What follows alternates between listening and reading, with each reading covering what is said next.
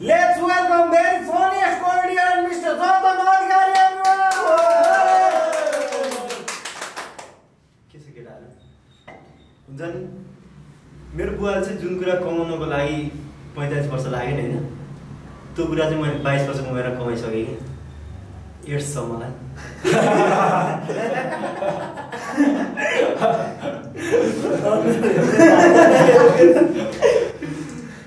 मलाई एड्स भयो अनि मैले मम्मीलाई गएर भने मम्मी मलाई एड्स छ मम्मीले भन्नुभयो कि अझै चला फोन अनि त्यसपछि मैले गएर बुवालाई भने बुवा मलाई पनि एड्स भएको छ बुवाले भन्नुभयो कि हिजो राति मसँग नसुत भने नि तँलाई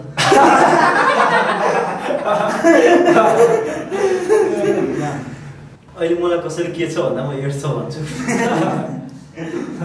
अस्ति बिजो छ कि होइन अस्ति एउटा साथीलाई भने आज मौसम सुहाना छ बस पार्क जाम इन्जोय गरौँ साथीले भने एड्स सर्छ मैले भने म तँलाई केही पनि गर्दिनँ किस गर्दैमा एड्स सर्दैन हुन्छ नि साथीहरू लास्टै हरामी हुन्छन् क्या होइन तपाईँको 10वटा बुढी छ भने नि होइन तपाईँलाई भर्दिनै सोध्छन् क्या एकचोटि तिनीहरूको अगाडि गएर मलाई एड्स छ भन्नु त त्यो बेला कसैले पनि भर्दिन सोच्दैन हुन्छ नि अचानक भन्छ क्या हुन्छ नि यो समाजले भन्छ क्या एड्स लागेको मान्छेले बच्चा जन्मायो भने बच्चालाई नि एड्स सर्छ भन्नु एड्स लागेको मान्छेले बच्चा जन्माउनु हुँदैन भन्छ त्यही भएर मैले गर्लफ्रेन्ड प्रेग्नेन्ट हुँदा बच्चा फ्याल्न लाएँ हो एड्स लागेको मान्छेले बच्चा जन्माउनु हुँदैन भनेर बच्चा एडप्ट गरेँ मैले क्यान्सर भएको बच्चा भएछ बच्चालाई क्यान्सर थियो लास्टै नराम्रो भयो त्योभन्दा नराम्रो डोनेसन उठाउन नपाए मऱ्यो भागिने पनि नभेटिकन मऱ्यो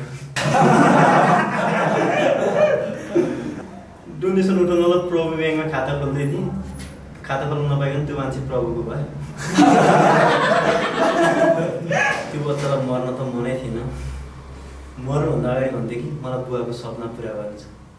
मैले भने के हो तेरो बुवाको सपना त्यसले भन्दा 4वटा बिहे मरेकै ठिक भयो 4वटा बिहे गरेर डोनेसनको पैसा जम्मै जान्थ्यो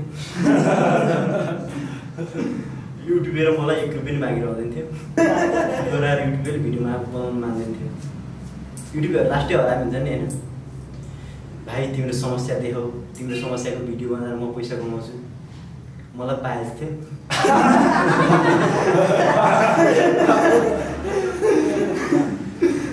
मैले मेरो समस्या देखाएँ त्यसले मलाई बर्दियासम्म लहट्यो बर्दियामा गएर गीत गाउने बुढाहरूको भिडियो बनाएर आएको थियो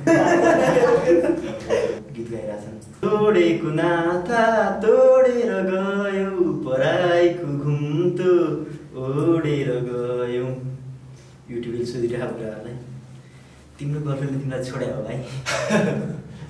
युट्युब भाइले भनिरहेको छ होइन दाइ युट्युबले भनिरहेको छ कसले छोड्यो त उसले भन्दा मम्मीले पहिला जानुभयो ब्याक टु द कन्टेन्ट राम्रै ठाउँबाट बच्चा एडप्ट गरौँ भनेर मैले राम्रै ठाउँबाट बच्चा एडप्ट गरेँ त्यसको बाबामाले किडन्यापिङको केस हाल्थ्यो मलाई भर्खर जेलबाट छुटेर आइरहेको छु म बिहानवाला पैसा दिन जानेछ किडन्यापरहरूलाई लास्टै गाह्रो छ क्या होइन बच्चा किडन्याप गरेर ल फोन नदिकन भात खाँदैन फोन दिएको पुलिसलाई फोन गरेर बोलाइदियो लास्टै गाह्रो छ क्या होइन अस्ति एउटा बच्चाले भात खाएन भात खान्छ कि खाँदा नत्र म पुलिस बोलाउँछु भनेको आफ्नै ग्याङको आदि मान्छे भाग्यो अस्ति एउटा बच्चा किडन्याप गरेर त्यसको आमालाई फोन गरेँ पैसा लिएर आउनुहोस् बच्चा लिएर जानुहोस् त्यसले भने मसँग पैसा छैन हामी म एकल महिला हो यसको बाउले पनि छोड्यो मलाई मैले भने किन छोड्यो यसको बाउले खै किन छोड्यो 5 वर्षपछि विदेशबाट आएको थियो यो छोरा भर्खर 2 वर्षको थियो किन छोड्यो दया लाएर मैले बच्चालाई जा भाइ घर जा बाटोमा बाउ फेला पर्न सक्छ अनि मैले एउटा बच्चा किडन्याप गरेँ फेरि किडन्याप गरेपछि त्यसको बाउलाई फोन गरेँ 10 लाख लिएर बालकुमारीको पुण्य आएपछि र यो कुरा पुलिसलाई थाहा हुनु भएन उताबाट भने म यो पुलिस पुलिस भयो नि बच्चा किडन्याप भएपछि डराउँदो रहेछ उताबाट डरले कामदै भनिरहेछ त कहाँ छस् भन् त्यहीँ आएर तेरो इन्काउन्टर गर्छु जो पनि मर्न त भएन मैले भने म गौशाला छोडेर तल किन भन्ने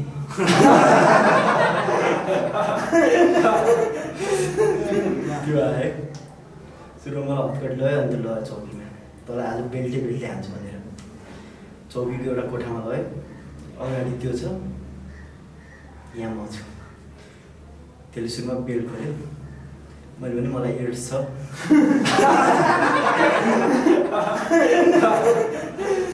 त्यसले भन्यो नेगेटिभ नसोच बेल्टे कुट्यो त्यसले कहाँ कुट्यो भनेर मैले यहाँ भन्न मिल्दैन क्यामेरामा तर मलाई पाएछ भन्छ पाएछ भने एकदम फन्दी रोग हो कि कसैले मलाई पाएछ भनेर भन्दा पनि अगाडि मान्छे सुरुमा हाँस्छ क्या पाएछ र एड्स एकैजना छ भने होइन यो समाजले फरक दृष्टिकोणले हेर्छ क्या तपाईँले मलाई एड्स मात्रै छ भन्नु छैन यो समाजले के भन्छ यसले कहीँ गएर केही गरेर एड्स सारेर आयो यदि तपाईँले मलाई पाएछ र एड्स दिँदै छ भन्नु भने यो समाजले के सोध्छ यसलाई कोही आएर केही गरेर एड्स र पाएछ दुइटै सहाय मलाई पाएछ भन्ने कसैलाई थाहा छैन क्या त्यो एउटा युट्युबरलाई थाहा छ अस्ति एउटा केटी हेर्न गएको होइन मैले सिधै भन्ने स्ट्रेट फरवर्ड मान्छे म त गरिब छु नानी केही पनि दिन सक्दिनँ तिमीलाई उसले भने तपाईँसँग जे छ त्यही बाँडेर खाउँला मैले भने मसँग पाएछ त्यो केटीको बाउले मलाई बर दिएसम्म लखट्यो अझै पुच्छेर गीत गाइरहेको तोडेर गयो पढाइको तोडेर गयो मैले थप्दै गर मलाई पाएछ भनेपछि तिमीले छोडेर गयो तर एड्स जचाउन लास्टै सहिलो छ क्या ब्लड टेस्ट गऱ्यो एड्स थाहा भइहाल्छ पाएछ जचाउन कम्ता गाह्रो छ पाएछ जचाउनु भनेर म एकचोटि घरबाट निस्केँ बाटा दिशा लाग्यो कहाँबाट दिशा गरेर पाते पुछेर गएँ हस्पिटल गएको डक्टरले तपाईँको समस्या देखाउनुहोस् भन्यो मैले बेल्ट खोलेँ डक्टर डरले भन्यो मलाई एड्स छ डक्टरले तपाईँको समस्या देखाउनुहोस् भन्यो मैले प्यान खोलेर देखाएँ डक्टरले भन्यो कि चन्द्रमालाई बादलले छेक्या रहेछ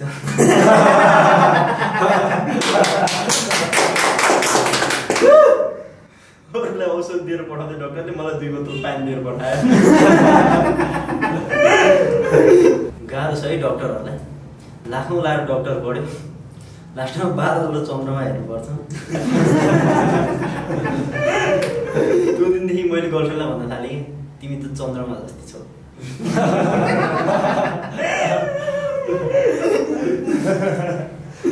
एउटा गीत छ नि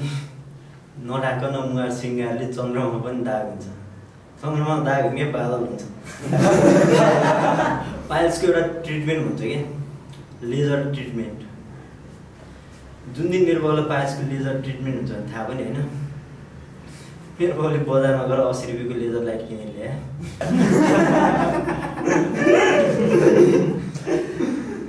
मलाई प्यान्ट खोल भने मैले भने एड्स छ बाउले भने चस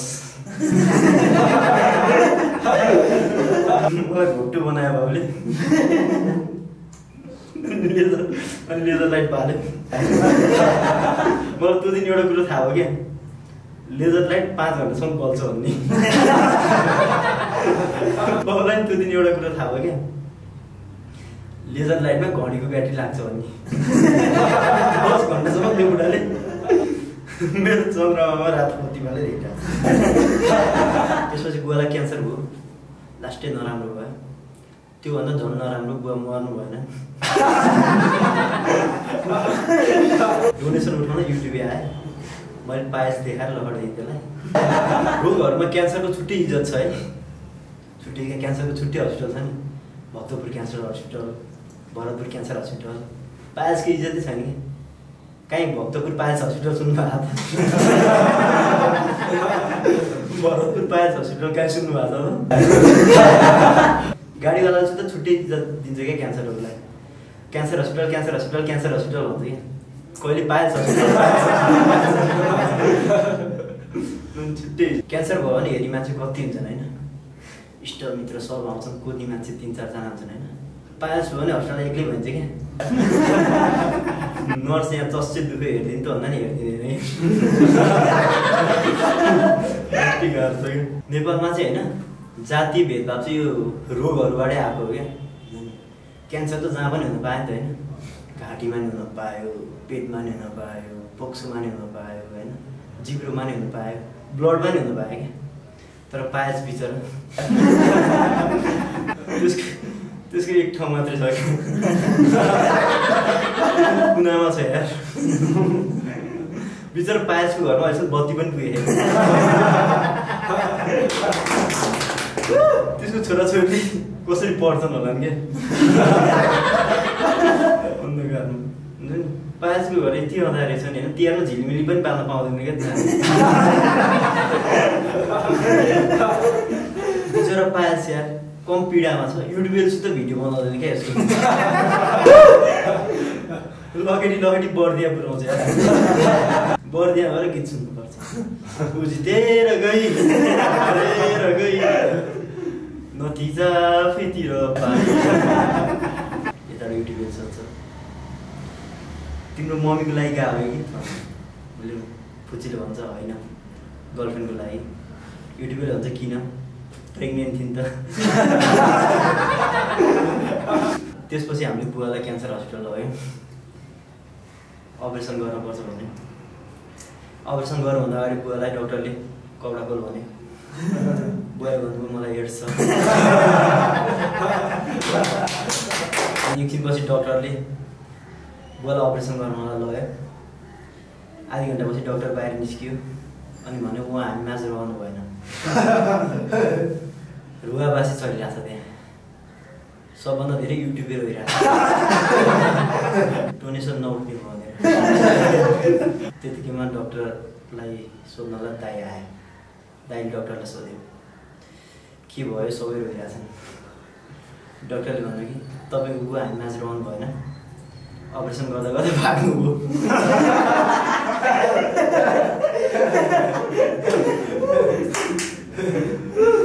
भाग्नु त भाग्नु, भाग्दाखेरि एउटा लेजर लाइट र मेरो घडी लिएर जानु।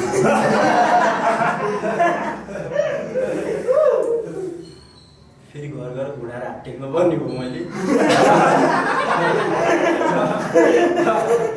10 घन्टा फेरि मेरो पायल्सको ट्रिटमेन्ट हुने। अनि बुवा रिसाउनु भयो, यसको पायस काट्छु भनेर मम्मीसँग कैँची उठाउनु भयो। बुवाले मेरो चन्द्रमामा कैँची छिराउनु भयो खुल्लै राखेर। चन्द्रमा दाग हुन्छ भन्थ्यो नि मान्छेले होइन, दाग मात्रै होइन चन्द्रमा रगत पनि हुने रहेछ। अनि बुवाले कैँची घुमाउनु भयो, बुवाले पाइचाड बनाउनु भयो। अनि भन्नुभयो बाहुन छेत्री 20%, राई लिम्बू 10%, तामाङ 25%, अनि युट्युबै 15%। पायसको इज्जतै छैन क्या। क्यान्सर लाग्यो भने मान्छेहरू दसैँमा कस्तो एक्साइटेड भएर घरमा आउँछ नि रिलेटिभ्सहरू, उहाँको हातको त अन्तिम टिको। यो टिको त छुटाउनु हुँदैन। आउँछ नि होइन रिलेटिभ्सहरू हुन्छ नि होइन, हाम्रो बुवाको हातको नि अन्तिम टिको लाउनलाई सब रेडी छन् क्या। बुवाको हातको अन्तिम टिको भन्दै हजुरबाउले बुवाको हातको टिको लगाइरहेको छन् क्या।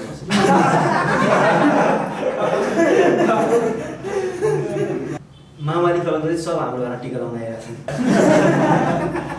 राजाले मेरो बाउको हातको टिका लाग्यो क्या दसैँमा।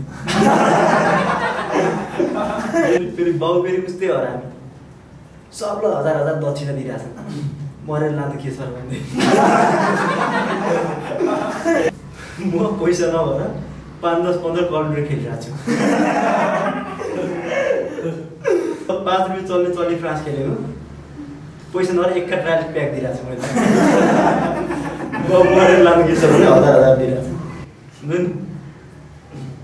मामा र हजुरबाउ जस्तो मेरो बाउको हातको टिका लगायो क्या बाउले फेरि मामा र हजुरबाउलाई आशिष नै दिइरहेको पढेर डक्टर बन्नु सन्दै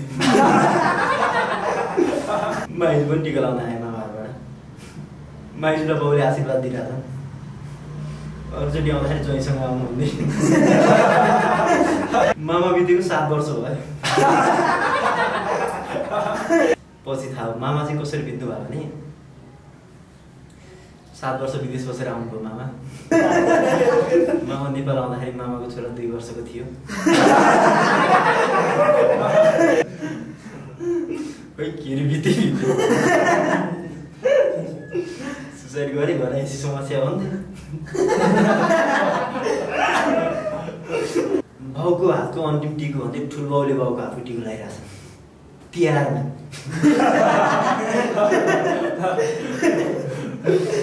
मुजरा हजुरबाउले मामा र हजुरबाउ आउँदाखेरि भने सम्धीजी मेरो छोरीको त ढाडको क्यान्सर छ मामा र हजुरबाउ झाँकै म क्यान्सर जाँदा त फुकेर बिसो बनाइन्छु भनेर बाउको ढाडा सिस्नु लाग्ने बाउले फेरि भनिरहेछ ससुराबा म त बुढेसकालले छोइहाल्यो छोरोलाई पाएछ त्यो चाहिँ निको हुँदैन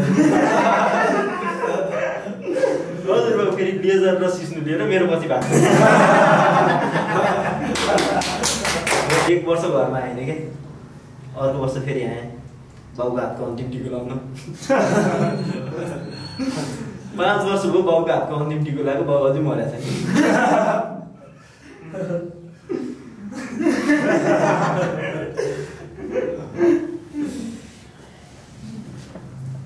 नतिजा 4 वर्षको भइसक्यो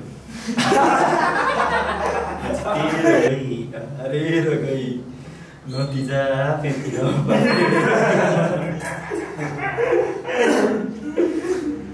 मामा र हजुरबाउले एमबिबिएस पढेर ल्याइसक्यो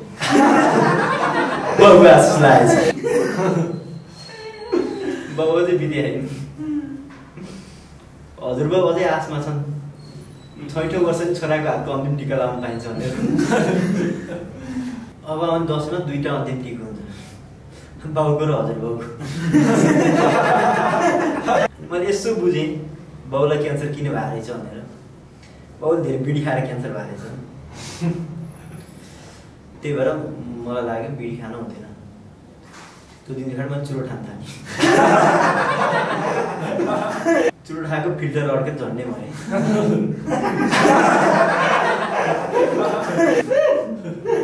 अनि अचानक त्यसपछि बाउलाई च्याप्दै गयो क्या अब बाउलाई हस्पिटल लानु भएन हस्पिटल लग्यो भने बाउ हामी बिच रहँदैन लेजर र घडी छोडेर भाग्छन् फेरि पोहोर साल त जनसङ्ख्याको मात्रै पाइचार बनाएको थिएँ भूगोल र खाद्यान्नको त बाँकी नै छ बाउलाई हस्पिटल लानै भएको छैन बा बित्नु भयो त्यसपछि हामीले बाउको सम्पत्ति आदि गऱ्यौँ दाइले र मैले एउटा किडनी दाइले राख्यो एउटा किडनी मैले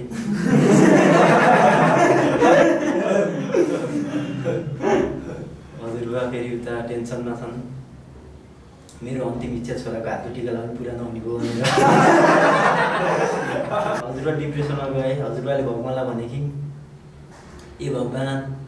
मेरो छोरालाई मार्नु सट्टा मलाई मार्दै भयो नि हुन्थ्यो नि भगवान् फेरि त्यो दिन सुन्ने मोडमा रहेछ